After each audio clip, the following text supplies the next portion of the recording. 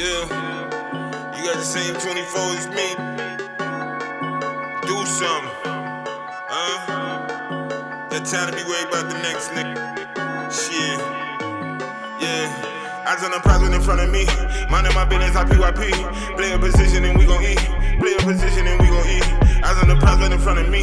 Minding my business, I PYP. But yeah, man, you know, we always get those that food for thought, man, and we got to go through the process though, right? Oh yeah, most definitely. It is a process too. And I look back at that process right now, and I was like, man, why didn't I listen, bro? That's all of us. Yeah. And I'm still learning, King. Oh yeah. I tell my mom all the time, I wish she gave me a couple more beatings. I might have been a little bit better. Right. I was just talking to my son, man. He was like, man, Coach Garner, he young, man. I said, he is young, ain't he? Dre, I didn't realize how young you were, Coach. Oh, I ain't young.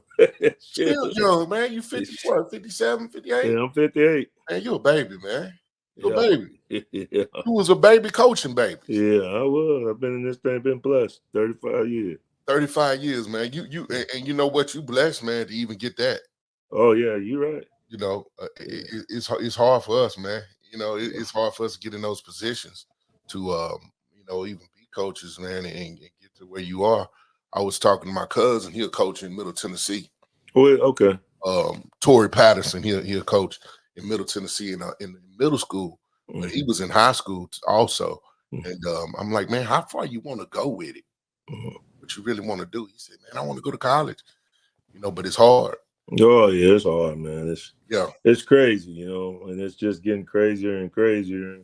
You know, I think so many of them are losing sight, you know, really what it's all about, though, you know. Absolutely. You know, let's try to change some lives, you know. Right. A lot of these young men, you know, a lot of them they lost. You know, you've been down that road. Yeah. You know, they come to college, they're trying to figure out who and what they are, you know. Man, that's totally right. And that's another thing I want to do, man. I want to, you know, ask you about that. But when I come in, you know, I'm a social emotional therapist, man, Coach Garner. So, you know, I'm a social emotional liaison in the school sector. And a lot of times, you know, our Black and brown people, man, we go through different things. And I think it's you were just talking about your mama. You know, how you was raised from your mama. We got a lot of trauma and a lot of things that we don't, as Black people, that we don't discuss, man. You know, we don't go to therapists. We don't get that the therapy that we need to get through the trauma that even our parents went through. Man, we got some genetically passed down trauma that we get. Oh yeah. You know, that being, you know, I always come in and, you know, do a check-in, man. How you feeling, man? How overall, how is everything feeling? 1 to 10, how you feeling? You look good. Oh man, I'm blessed. You know, like I sit there and tell everybody, we blessed and highly favored, and just, absolutely. You know, just trying to do the right thing. You know, trying to keep everything in the middle of the road. Right. You know, the family's doing well. They blessed. The girls are prospering and they're doing good things. So, you know, God's been good, man. Yeah. So, you know, everything's all right. I know Kim, my girl Kim. Yeah, you know, you still one of her favorites. Man, I love your wife, man. She was like moms. And you know, she like a big sister now. They got a little older, but you know, it's moms though, big sis. This keep me in line. I talk to her. I send her a few messages every now and then and say, where Coach at? You know. Yeah. If she bring you up, you talking about, you know, used to make you talk like my boy with that Bernie Mac. Bernie Mac. Yeah. You remember that, man? Yeah. Here's Antoine. You got pop. Kim said hey. Tell her I said hello, big sis right there, mama. Yeah. That voice ain't changed. Hey, hopefully do something for me here in this time period of podcast. I'm trying to you know, I ain't trying, I'm doing it. Oh yeah, you doing well. Proud of you, man. Man, I appreciate love you set up, boy. You got your Tennessee stuff everywhere in there. Yeah, man. You know, I gotta look somewhat reasonable in the back. I got the Tennessee guys in the back. You know, I got a couple of posts. Got a lot of Tennessee stuff, man. Yeah. You know, trying to show let these people know where I'm from. Oh, most definitely. Tennessee, and that's what we represent. And SEC is at the best. You know, I love UT, but you know, I like the SEC too, man. So we got to represent that. But yeah, like I said, man, you know, a lot of traumas and things that we go through, we don't actually entertain that. We let a lot of those traumas that I remember when my grandmama used to tell me, man, you go in this store, don't you touch nothing, don't you pick nothing up. So we already knew it was a standard. Yeah, don't have nothing. You ain't getting nothing. Don't answer nothing. Don't touch nothing. You know what I'm saying? So I like to always, man, just check on the wellness of how you doing, man. Like I said, you look good. Still look like that Coach Garner that I met, man. And I want to say I appreciate you, brother. You don't even know how much I got love for you, man. You probably man, I love you guys, man. I wouldn't be where I'm at today if it wasn't for you guys. Absolutely. You guys paved the way, man. Hey, man. Hey, man, I'm gonna tell you something. I probably, man, I shed a tear when you cried. When you cried, I said it backwards. I shed a tear, a lot of them, when you left, man. Yeah. I never got to sit down and talk to you. And you know, when you went back, I think you might have went to Georgia. Yeah, I went to Georgia when I left. Yeah, you went to Georgia. And man, it might have been the most hurtful part of my life, man, when you left, man. I didn't know what to do, brother. Of course, you had somebody to fill that position that, I wasn't. He was cool, but it wasn't that. You know what I mean? That energy. When you get coaches and you get coaches that that care about you, that's what people want to send their kids to. Coach that care about you, your best interest. And that's how I felt in your hands, man. That's how I felt. Yeah. Well, yeah, that's why we do it, and right. And I'm just hoping that, the new generation of coaches coming up. Right. I mean, I hope they will, keep that, in mind. Right. Like I try to tell them, I always look at coaching as, this is my ministry. I'm trying to make a difference in young men's lives, and, it's so much bigger than just being a coach. What is a coach? Right. Coach, that hat, man, that's a lot of different people, man.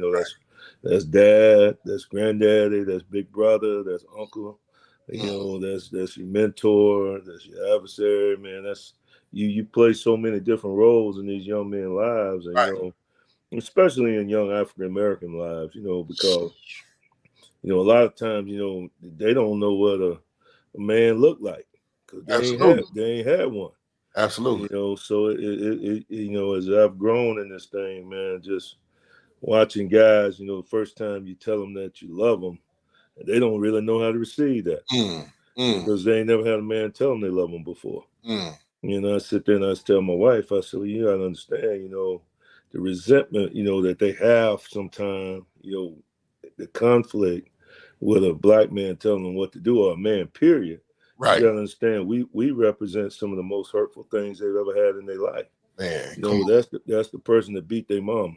Absolutely. That's the person that said they were going to go to the store and come back, never show up. Never came That's back. the guy going to pick them up on the weekend. Don't come to the games. Don't support them. So we represent a lot of hurt, and so they don't really know, what that is. So it really take them aback. Sometimes when you tell them that, they pull back, and I'm like, hey, I mean, I don't mean it in an ugly way, but I love you, I care about you, and and that's just being real, Right. Yeah. Hey, it's funny you said that. That leads into that emotional, that trauma. Leeds, Alabama. Yeah. Leeds, Alabama, 1967. 1967, is that what the year was? 66. I was born in 66, if that was trying to be, yeah. 1966. Yeah. That passion. Birth, you was born. Alabama. Mama probably tough on you. Oh yeah, I was tough though. He was tough. I needed every one of them beatings she gave me. No, was Pops around? Our Pops. My dad was around, but he wasn't around.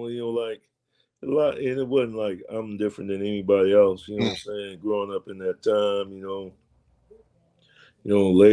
people they accepted a lot of stuff they wouldn't accept today. Your dad, he's like, your dad, but he ain't there.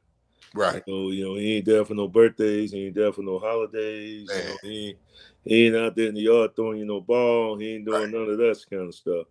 But still, I had one, that was involved, and they ended up, divorcing and all that, which they should have. They should have probably never, ever gotten married. Really, to be honest with you, I had to be totally honest. Mm-hmm. But you learn, and like I tell kids, man, you learn a lot of things. You can learn things from everybody, and my dad, what he lacked in being a father, he made up for being a grandfather. Mm. He was a hell of a grandfather. Right. I mean, my girl loved their papa. Love him to death. So he was something else as that. You know what I'm saying? But when I was growing up, he ain't have time. Them streets. It's just just different passion, different focus, and all those things. So I know as he got older, he probably regretted some of those things that we all regret. That's why I commend you. Being a father and being in your son's life. Right. That's what I tried to, try to be there for my girls, Absolutely. I wanted to always make sure I told my girls I loved them, make sure I had them around me, make sure I took them to work with me, let them know, hey, this is where your dad is when he ain't at home, and I didn't want them growing up, resenting my players as somebody that took their dad away. So, I just always wanted, my players at my house. I want my girls around my players just so they can look at them as, family. That's their brothers, you know what I'm saying? So, that's the thing, just trying to stay focused on that thing the right way and just trying to be intentional in showing these men, just because you say, hey, man, my daddy wasn't around. Mine wasn't around either. Right. But that don't give us no excuse. Right. We don't have that excuse. We can all be better, learn from him what you don't want to be. Right. I mean, that's the thing. Mine was a great teacher. He taught me what I didn't want to be. Absolutely. And so, so I just want to aspire to be better, Right.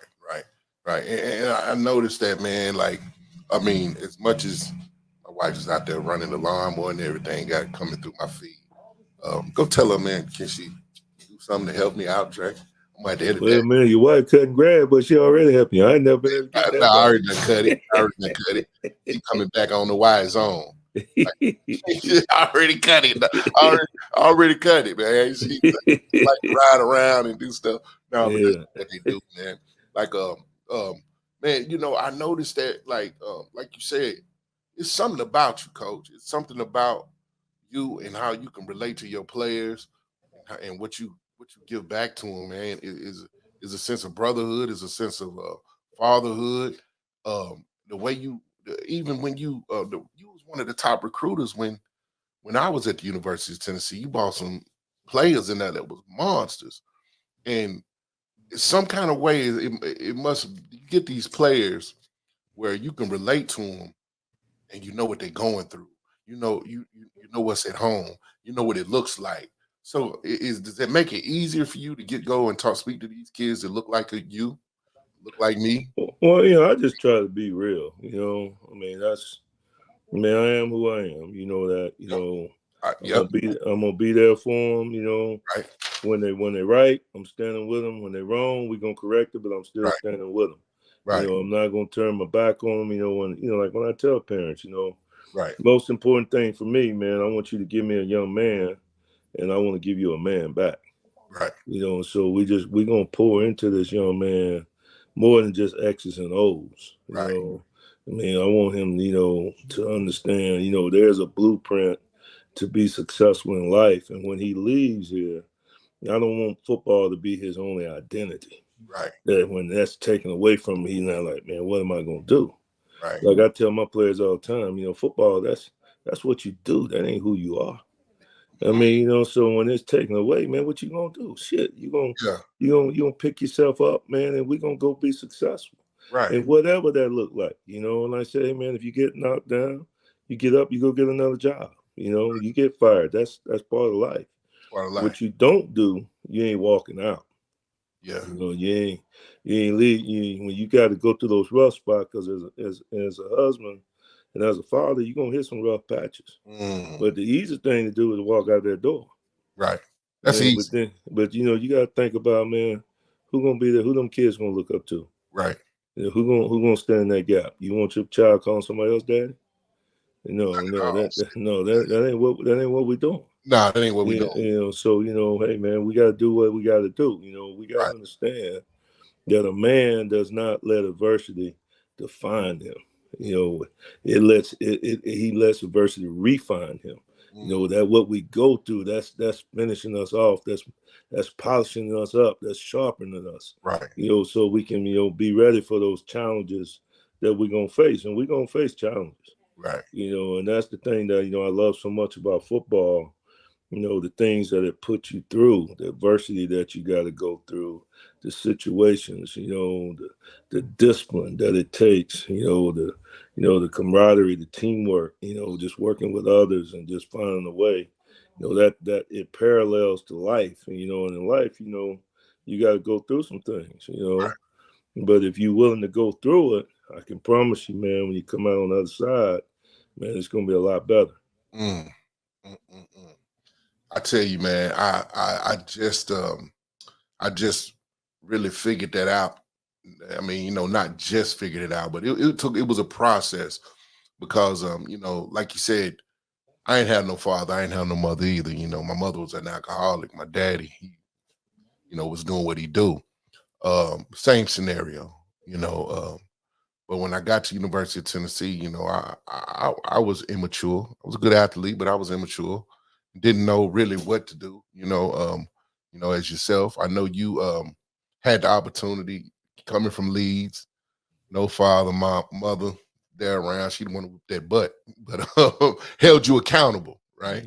But you got the scholarship to Auburn through all of that from Leeds. Because Leeds, how small is Leeds? Ain't big. No, Leeds is small. It's just a suburb of Birmingham. Yeah. So it's a small place. But it's good. Like I said, growing up in that little small community, majority of people in your little neighborhood, they're all your relatives, your cousins, all this and that, because it's just really that vicious cycle where everybody grew up in Leeds, married somebody, they had kids, they grew up in Leeds. Everybody knew everybody. Everybody know everybody. Right. So I didn't realize, how poor I was till I went to college. That's the only time you realize it when you go to college. Hell, I thought everybody lived like we did. I get to college like, damn, boy, you poor. Yeah, you had nothing. But ain't nobody had nothing. Ain't nobody had nothing. Yeah, we walked everywhere. We had slide, was a cardboard box, sliding downhill. Right. Rope tied in the tree for a swing, or a tree, or them branch things that the trees, man, going to little creek, catching crawfish and tadpoles. All that. And we had that, that self-entertainment with your cousins every day, that venture, Yeah, and that's what made you the person you are, though. Yeah, that is, what I'm saying? So, it definitely, sharpens you and it humbles you. And I know, I always think back on my grandmother, she always said, man, don't ever look down on a man unless you're picking him up. So that's the only time you ever look down on somebody, when you're reaching down to pick them up.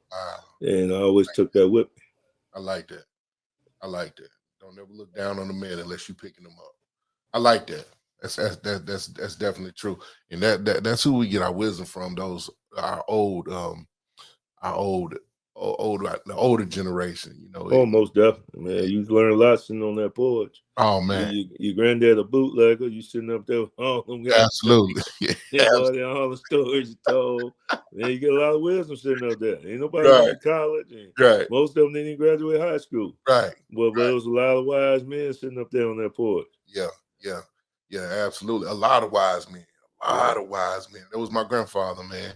My great-grandfather, rather. That's who I got all my knowledge and wisdom from. And, you too, don't get me wrong. But before I got off that porch, man, came from Leeds, got recruited by Alabama, Auburn, Tennessee, all the big schools. I know they was coming out to the same thing. But you end up staying in Auburn, going to University of Auburn. But you committed to who? I really committed to Alabama. You committed to the other team, did you? Yeah, I did. Yeah. I did. How long was you committed to Alabama? About a year? Yeah, about a year. About a year? Yeah, about a year, and then saw the light. Right. You saw the you saw the light. You go. Yeah, saw the light. And it just got just. I mean, when you grow up in that era, we didn't have the cable, you didn't have social media and all that. Alabama was the big dog. Yeah. So they were on top of the mountain. So everybody wanted to go to Alabama. This and that. And I really never did even give Auburn an opportunity to recruit me just because I was growing up. Gonna go to Alabama. When they offered me in the 10th grade. Bam, just, you all the pressure and everything to do it. But then, I just never felt at home, when I was in Tuscaloosa. I was just always felt like a visitor, and then I can remember some of my high school teammates wanted to go watch Auburn play Maryland when Maryland had Boomer Esiason. And I was like, man, like, hey, G, can you get some tickets? Man, I ain't going for no Auburn game. Right. They like, man, we'll pay for everything. We'll drive. This and that. Let's go. Man, I'm like, I don't want to go. But they just kept bugging me, and then I finally I decided I was gonna go with them. Got tickets. We went down there for the game, and just, man, it was just fell in love with the place. Got a chance to hang out with Coach Dye. And man, what a different man, and he was just so down to earth, just a country guy like me. Yeah. It just felt different, and then, that night, we spent the night. People didn't realize it then, me and Charles are cousins.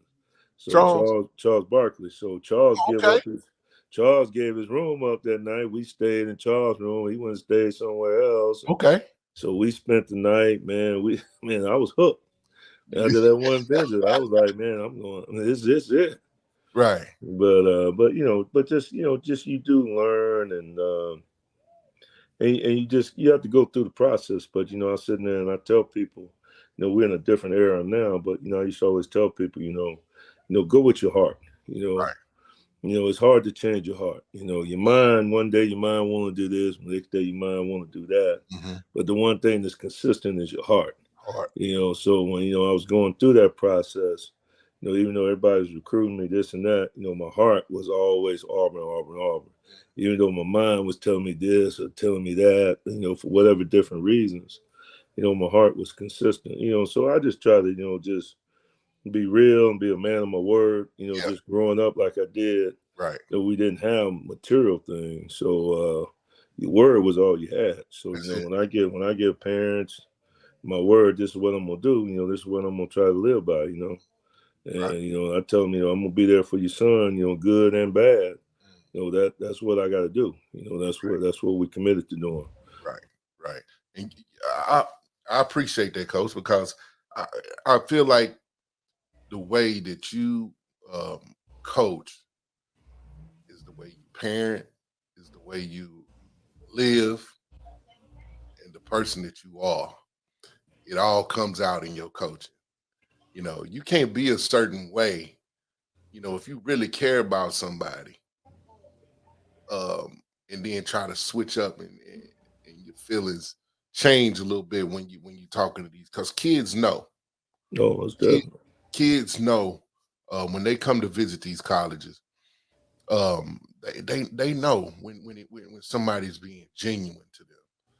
Every now and then you might not get, the best feel that you need, or get to read everybody that you want when you get to a college, but eventually they start knowing. Who they got, right? They don't know. Yeah. They don't know. So that's the thing. I mean, I don't ever want to see a young man walking down the hall and me try to go the other way because I lied to him. Right. I mean, I don't want to live that life. So, I mean, that's just not who I want to be. That ain't what I am. So, man, you got to stand for something. Yeah. Stand for something, you fall for anything, right? Yep, that's it. So, so my thing is always try to be honorable and be a man of your word. Right. And like you say, my coaching style, I'm a hard coach. Yeah. And a lot of people say, man, you coach them so hard, this. Yeah. I'm like, but y'all don't understand. I love them harder. Yeah. I mean, so, I'm hard, but I'm fair. Right. But I'm gonna love them harder. I'm gonna push them to that limit. Then at the end, I'm put my arm around them, tell them I love them, and let's get ready. Let's go. Next day, try to take them a little bit farther. And that's the way Coach Dye, brought me up, and he made me the man I am today. Yeah, yeah, man. It's funny you said that. Coach Dye recruited my cousin out of Tennessee, out of Murfreesboro, Tennessee. He was a linebacker. And I got the opportunity as a child to meet Coach Dye at Auburn, and he was a good dude. Good man. Good man. Like Love you. Yeah. Seemed like a neighbor guy. They were always wanting the kids. If you need a ride to practice, he'll pick you up. He seemed like one of those guys. Oh yeah, he good man now. Right. He hard though. Yeah, he was hard. Hey, if it's easy, everybody be doing it, right? Yeah, man. He was hard on us, but he loved us. Right. Gave you the opportunity to grow and became the man that you are. After you got finished doing your professional thing, you played at Tampa Bay, got cut, right?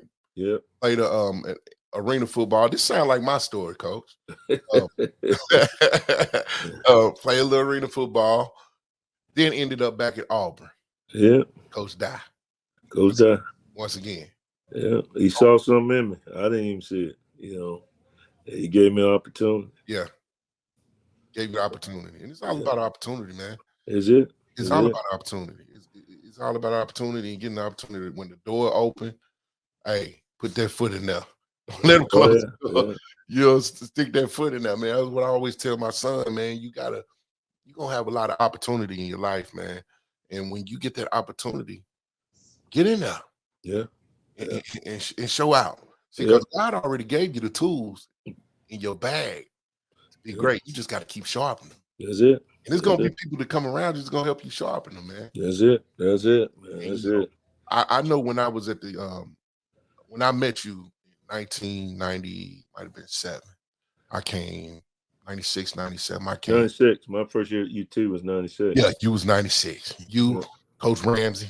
Yeah, Rams. You came from Auburn. Did your thing. Did you get a championship at Auburn? Did you? Oh yeah.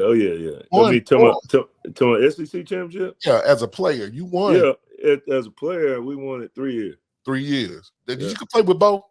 Yeah. Bo older than me, but we played together at Auburn 2 years. Played against each other in high school. Pause 1 second. Let me just. How was that? Was that a Jamal Lewis? It was special.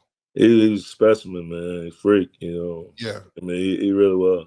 This guy, you talking about 3 sports star. Yeah. Just one of the most amazing athletes you ever saw in your life, like chiseled out of stone like a Greek god. He's just different. Yeah, just different. I remember one day in the spring, playing the spring game, Rush was with 2-3 touchdowns. Go to the baseball game, knock 2 of them out the park, and go track meet, win 100 meters, all in one day. It ain't not like us. Yeah, that's what I'm saying. God was extra good to him. He was good to him, man. Yeah, even Jamal. Jamal was just up a couple weeks ago. Yeah, that joker look like he still can play. Hey, man, he look good, don't he? God almighty. Yeah. I talked to Jamal.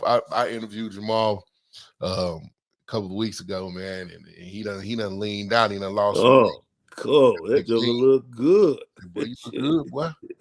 Man, he brought his son up and everything. Like, dang. Yeah. Jamal look good, man. That's my brother, man. I love that dude. Oh, he good people, man. Just seeing the man he grew into too, Absolutely. And you recruited him, right? That was I recruited Jamal. Yeah. Jamal. You brought Jamal, Dion, Cozy, Fred Weary. You had about T came with me when because T was committed to us at Auburn. When I came there, T came up, and so man, it's just it's blessing. But Tennessee was good to me, man. I sit there, I always tell people, even though I played at Auburn and I am an Auburn man. Right. Probably the place that was probably second dearest to me is probably, Tennessee. That's where, Kim and I got married when I came to Knoxville. Yep. So we got married up there. My second oldest daughter, Bree, was born when we were there. Of course, she had that heart defect. Right. You know, and I sit there and I think about, shoot, man, the people and how they supported us when we went through that, because that's probably one of the toughest times in my life, as an adult. When your child, you don't know if they're going to live or die, that's tough. Hey, yeah. You say that, Coach, and I don't take that lightly because I remember that. Yeah. I remember that. And you want to know why I remember that, Coach? Because I went through the same thing. You remember? Oh, it was your baby girl. Yeah. My baby girl, she had that spinal meningitis. Yeah. And I didn't know what to do. And you came to the hospital. Yeah. I tell you, man, it's something, man. Man, that's man, this story is too much alike, Coach. Yeah. This is too much alike, man. That's crazy because I remember that. I remember. Yeah. Absolutely, man.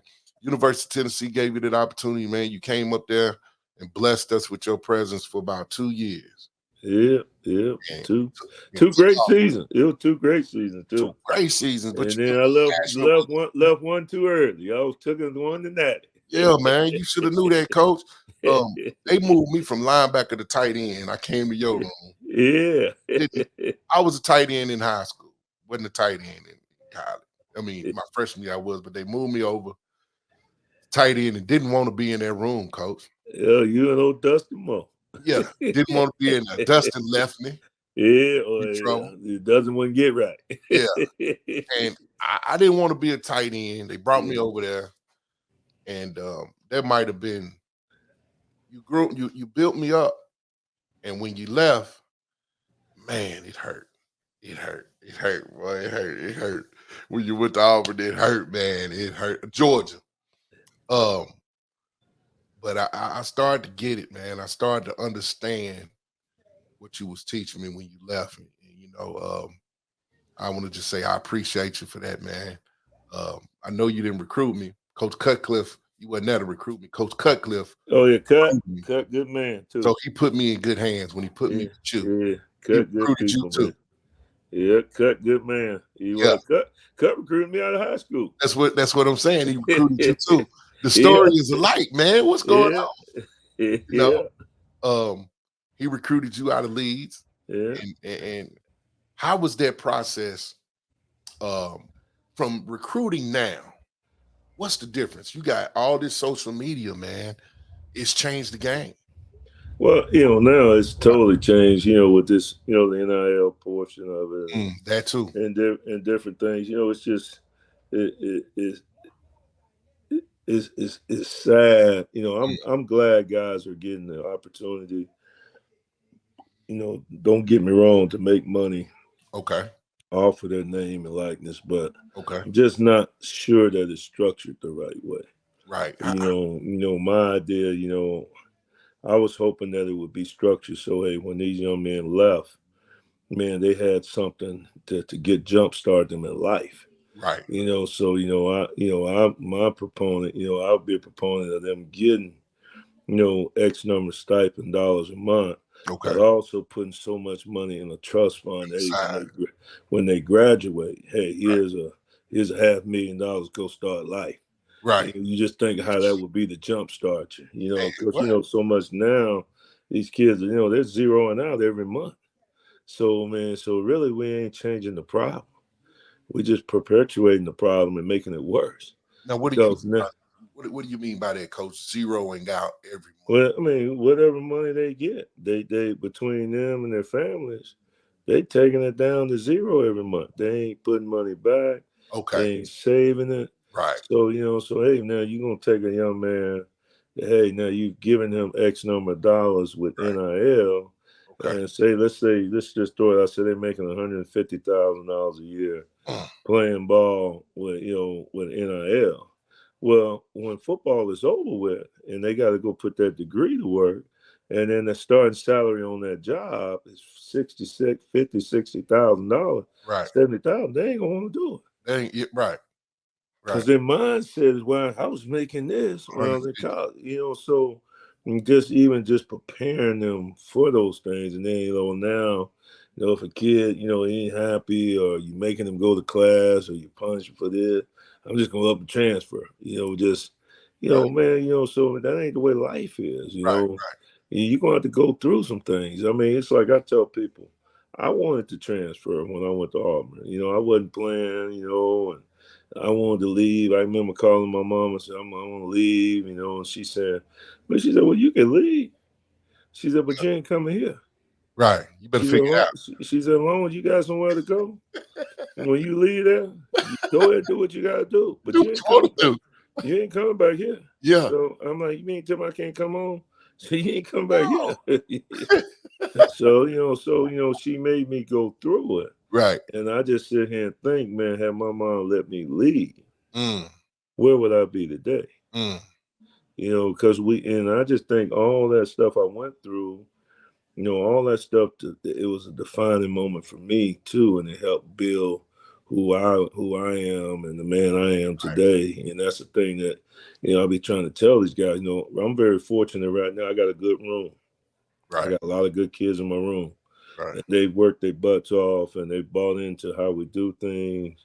They bought into the culture, and you know, and they really playing at a high level.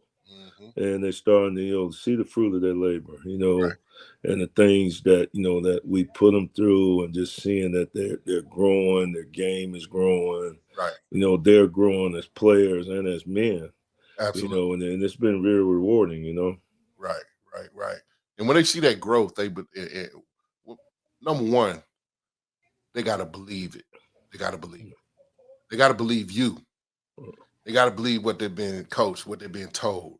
You know what I mean? They got to believe in the coach and where you trying to lead them to, and that's greatness. You trying to lead them to greatness. You trying to lead them to be great men, great athletes, great husbands, like you said, great fathers. And when you believe your coach, and when you will go to war for your coach, you'll do anything. You go to class.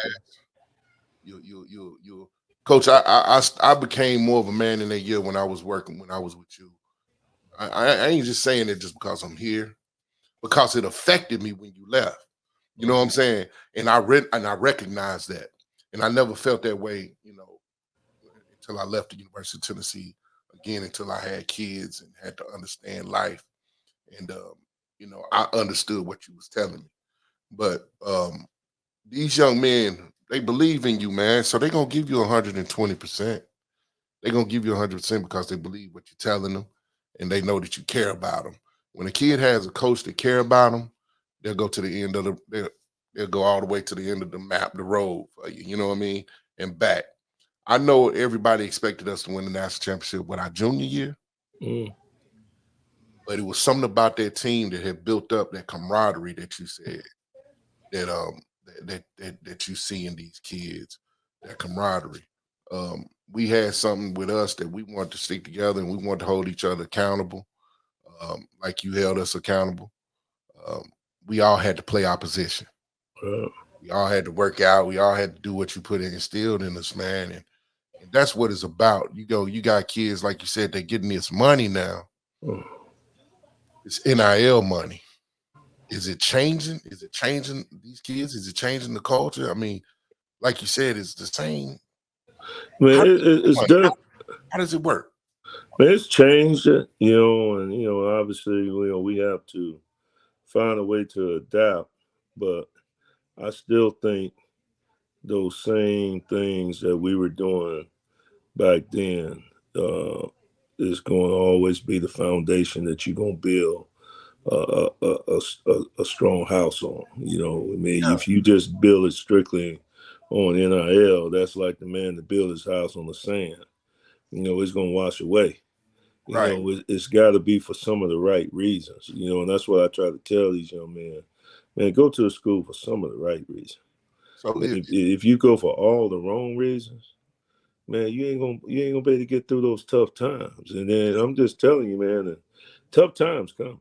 I don't care what nobody tell you. It's coming. I mean, bro, it ain't all easy, man. It ain't all rosy and this and that. And this guy that's recruiting you ain't gonna be that guy that's coaching you. So, you know, you gotta understand that, hey, man, you gotta go for some of the right reasons.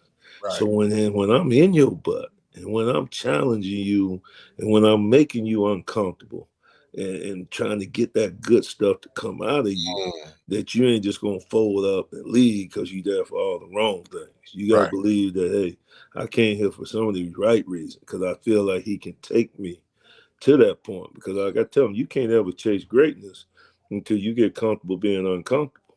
And that's my role. I gotta make you uncomfortable. So we can grow. I got to get you comfortable being uncomfortable. And then that's when we're going to have a chance to ascend to a different level, you know. That's where the growth happens. Yep. In uncomfortable situation. Yep, that's it. Yeah. You got all this money out here, and all these, I hear kids talking about it. I hear in high school talking about NIL. Oh, yeah.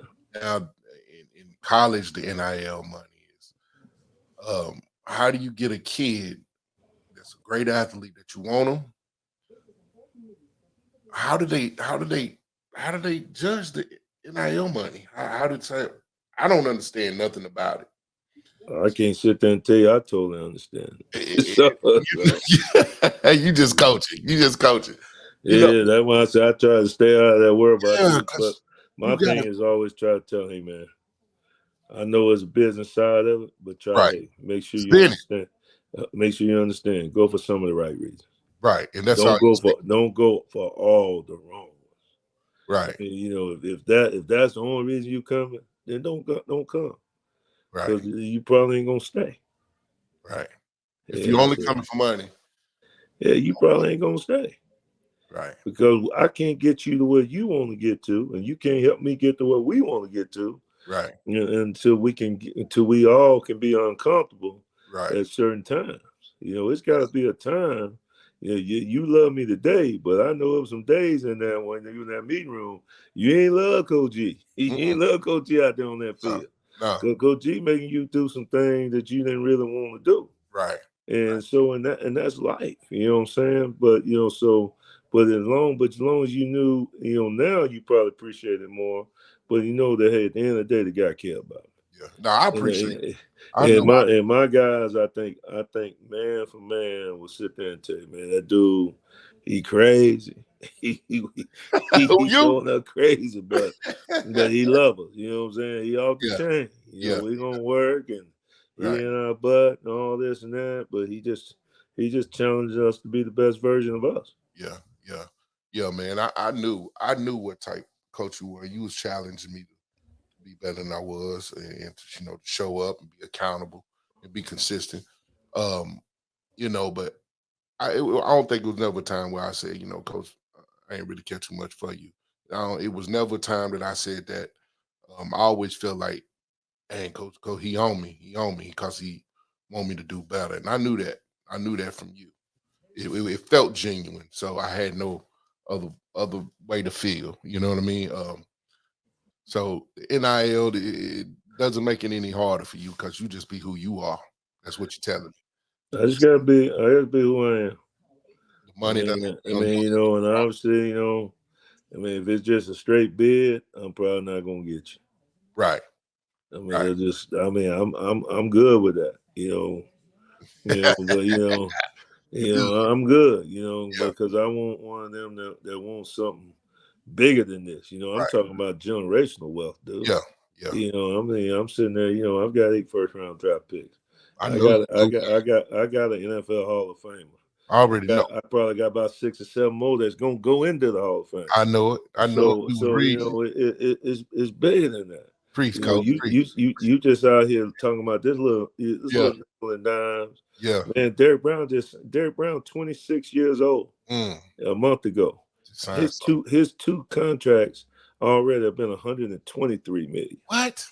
I'm talking generational wealth. You talking about, man? Come on, man. That's what we chasing, man. Money. We talking generational wealth, man. Where you can break the cycle, man. Well, you know, man, you got a chance to change lives for real. Your kids' lives, your kids' lives. Yeah. You know, that's what I'm talking about. You know, so that's the things that, and then we gotta be equipped to be able to handle that. Right. You know, hell, I mean, I'm 17 years old, man. You'd have gave me $100,000, man. Right. I don't know where I'd be. Right. I mean, because I was showing no food. Yeah. I was too. But I think that would have made me work harder. You think? I I think don't know, but it made me do something. I ain't sure what. it'll make you do something. I don't know what. I ain't gonna sit there and claim that work hard. I hope it would have, but I ain't for sure. I know I would have been. Hey, my mind was all over the place, boy. It was shoot. My mind was thinking more like Earl Garner than Rodney Garner. It'll make you do something with it. It made me do something, boy. I ain't for sure what though. $100,000 at 17 years old, you might be right, Coach. Man, boy, ain't no telling what I'd been. Boy, I just don't know what I'd have been, to be honest with you. Right. It's true. Right. That ain't no money. We thought that was like 10 million, wouldn't it? Shoot, man, Lord, man, been going through it like if I ain't spending, I ain't have no guideline. Right. And that's the thing about it. We gotta make sure we're doing more for these kids, with the financial literacy piece, That's what that is so important, that man, you can't be walking around here buying 10 pairs, $700 tennis shoes, right.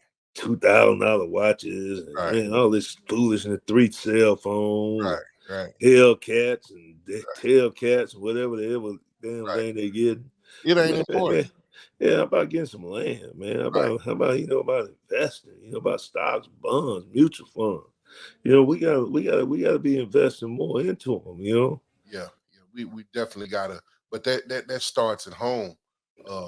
Learning about these things, a lot, Well, most of the people who are clientele though, they ain't coming from them homes. Right. I mean, that ain't our clientele. Right. I mean, Uncle Junebug want to be my NIL agent. Junebug didn't get out of high school. Right. So how you he won't be my agent. Okay, come on. So, and then we feel that pressure, you know what I'm saying? Yeah. So, but even when we get them there's some things that's got to be put in place to make sure that we are really making a difference. Right. And that statistically, when they go back and look at this thing 10 years from now, that they don't see where, man, this was a bad, it was a mess, because you 1099 them. So how many of them gonna even be able to pay their taxes? Right. I mean, you'll be shocked. Yeah. And Uncle Sam don't play. No, he gonna come get you. He getting his. He want his. He getting his. He getting yeah, absolutely. He gonna get his, right? Hey man, you better ask anybody. So what is it that we need to do? I mean, because it used to be it's gonna be that same kid that's coming from Murfreesboro, Tennessee, or Nashville, that ain't had nothing. They ain't had mother, father, or that's just trying to get to University of Tennessee, Alabama, Auburn, Georgia. Is there gonna still be that broke kid? Barely got grades to get there. I know now that's tough too. Y'all, they ain't recruiting kids that don't have the grades no more. Yeah, well, they have, with COVID, the rules and regulations have changed somewhat. COVID did change. And most of the kids, really, you got to work hard not to qualify, just to be honest with you. So they helping. Yeah, I mean, and there's just so many more resources out there. Right. From an academic component, that, if you want it, you can get it. And that's like I be telling, kid, like, man, obviously I'm at, P5 level, one of the greatest conferences is. So we got every resource that is. I mean, for you to fail, man, you work your butt off to fail. Right. You put a lot of energy into this. Now you ain't just stumble on it now. Right. Yeah. I mean, you tried. You worked at it. So those things are there. But like I said, there's just so many other avenues now that we got to make sure that we're addressing. Right. With these young people and even with their families, but so many of them, they got to be willing to receive it too. Right. Especially on the family portion of it, that, hey man, you got to be willing to put X number away. Right. And look out for your futures and be able to do different things, because this thing ain't gonna last always, Yeah. It says in the Bible, this too shall pass. This too shall pass, man. Yeah. These kids getting that good money, man, and then you got it, like you said, we got to get their families on board too. It's still that broke family. Oh yeah. That came from those areas. That's These kids are trying to get to the next level. But even though they might get a little money, like you said, that 100,000 or that 200,000, but everybody got their hand out. Everybody got there. Uncle Sam got his too. Hey, Uncle Sam got his. He out. taking He his 30. his. He getting his 30%. Yeah, absolutely. He gonna get his money. Yeah. Now that other 70. Yeah. What are we gonna do? Yeah. Teach these kids, man. I mean, they, like I said, they're going through their traumas, they're going through their stuff, going through their shit. Now they're at the University of Tennessee, man. They still that same child, that same baby that didn't have nothing 7 months ago. How we gonna get them through? Have more people like you in those coaching positions, have a team out there at the University of Tennessee, Alabama, Auburn, in place to get these young men to that next level, man. You keep doing what you're doing, though, Coach. Well, we blessed, brother, and I appreciate you, man, and guys like yourself, man. Just know I'm proud of you, man. I tell you all that all the time. I mean, I'm just so proud of all the young men. You know, it ain't about the ones that made it to the league and this and that. Man, right. I mean, I'm so more proud of my guys being good husbands, being good fathers, being productive citizens in this world, trying to make a difference, man, trying to impact other young men, you know. And my thing is, you know, when we lose one, you know, those are the ones that hurt you the most because, you know, that's a statistic, you know. Right. Yeah, you know, I sit there and question myself all the time, man, what could I have done differently to help this young man, you know? So that's the thing that's most important. But just know, man, I'm proud of the man you are, man. I love, you know, how you talk about your son, how you talk about your family and that passion and all that, man. Don't ever let that light go out, man. I appreciate it, Coach. I appreciate everything, you know, you're doing for these kids. You've been helping kids for these kids. I say black and brown because I know that's where I'm from. Yeah. Oh yeah, it's all of them. You know, like I say, you know, but obviously, you know, we're very sensitive to kids that look like us. You know, because you know we identify with that, and we know the hardships and the traumas and the different things that they've had to deal with. But you know, it's all about just helping, you know, all the young men. You know, like I tell people, you know. Well, I tell parents, you know, I got 6 kids. I got God and blessed me with any biological sons. So, you know, I look at these young men, they're my sons. Right. And so, you know, I said, I don't want nobody mistreating mine, and I'm never going to mistreat anybody else's. So when I got to make a decision about one of these young men, I always ask myself, if that was my son, how would I want this handled? And that's my compass, you know, and that's what guides me, you know, through this thing on how to make the choices and navigate these waters. Right. My man. Look, Coach, man, hey, I know we're looking for a good year this year. Hopefully we bring it together, man. Well, I'm hoping so, bro. We get back to work and get going with them, you know. Hey, man, we need to get you a ring in Tennessee, man. Well, most definitely. We're trying to get that. All right, get Tennessee back to where it was. Hey, man, you know, we had it. You got it where it was when we was there. So I know you're going to get it back to where it used to be. All right, brother. I appreciate you. Hey, man, I love you, brother. I appreciate you coming on here. On the podcast, Play Your Position. Everybody got a position to play in life. It's just you got to find your passion, your gift, and your blessings, you know, what God has given you, and use those tools, man, like you want them to use them. And you're doing it. And I want to say I love you, brother. Thank you. You think I can still get out there and get one play in? Oh, I believe you tougher than these jokers I got. We get you more than one. You give me more than one. All right, much love. Love you, brother. Man. Love you, Coach. Take care of yourself, man. All right, bro. Talk to you soon, man. Play a position and we gon' eat. Eyes on the prize right in front of me. Minding my business.